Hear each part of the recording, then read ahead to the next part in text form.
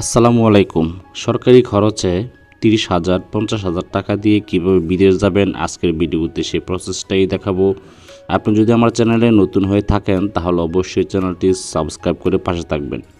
সরকারি খরচে বিদেশ যাওয়ার জন্য আপনি প্রথমে চলে যাবেন ক্রোম ব্রাউজারে।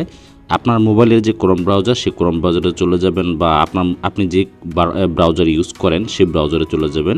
আমি চলে গেলাম ক্রোম ব্রাউজারে। তো ক্রোম ব্রাউজারে চলে যাওয়ার পর এখানে আপনি লিখে সার্চ দিবেন বয়েসেল বাংলাতে লিখে সার্চ দিবেন। তো সার্চ দেওয়ার পর সরকারি যে ওয়েবসাইট এই ওয়েবসাইট কিন্তু আপনার সামনে এখানে চলে আসবে। তো আপনি বয়েসেলের ভিতরে ক্লিক করে ঢুকবেন।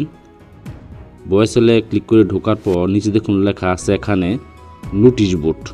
এখানে দেখুন লেখা আছে নোটিশ বোর্ড। তো আপনি এর নিচে দেখতে পারবেন এই সকলের উপর আবার ক্লিক করে দিবেন। তো সকলের উপর ক্লিক করে দেওয়ার পর স্ক্রল ডাউন করে নিচের দিকে আসবেন। আসার পর এখানে কিন্তু বাহিরের দেশের বিভিন্ন দেশের কিন্তু সার্কুলার দিয়ে থাকে ওনারা, যে বিদেশ লোক পাঠায় সরকারিভাবে ৩০,০০০ ৫০,০০০ টাকা দিয়ে। ওরা কিন্তু এখানে বিভিন্ন রকম সার্কুলার দিয়ে থাকে। আপনি সবগুলোই এখানে সার্কুলার দেখতে পারবেন কোন কোন দেশের লোক নেয়, কী কাজে লোক নেয় এবং কত টাকা লাগে যাওয়া আসা সব কিছু কিন্তু এখানে দেখতে পারবেন আপনি। তারপর আমি এখান থেকে একটি সার্কুলার ওপেন করে আপনাদেরকে দেখিয়ে দিচ্ছি। তো এখানে আপনি সমস্ত দেশে যে ভিসা আবেদনকারী যে সার্কুলার সেই সার্কুলার আপনি এখানে দেখতে পারবেন।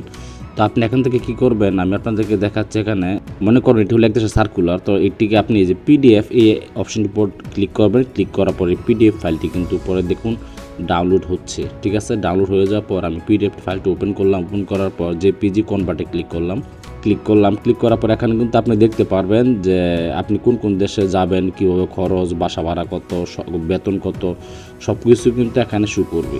তো এরকমভাবে কিন্তু আপনারা আপনাদের বাসার আশেপাশে যারা কম্পিউটারে দোকানে বা যারা মিল করে বা কম্পিউটারে কাজ করে ওনাদেরকে দিয়েও আপনি কিন্তু এটি আবেদন করতে পারবেন এবং আপনার পাসপোর্ট দিয়ে আপনি আবেদন করবেন, আপনি কিন্তু কম খরচে বিদেশ যেতে পারবেন। ধন্যবাদ।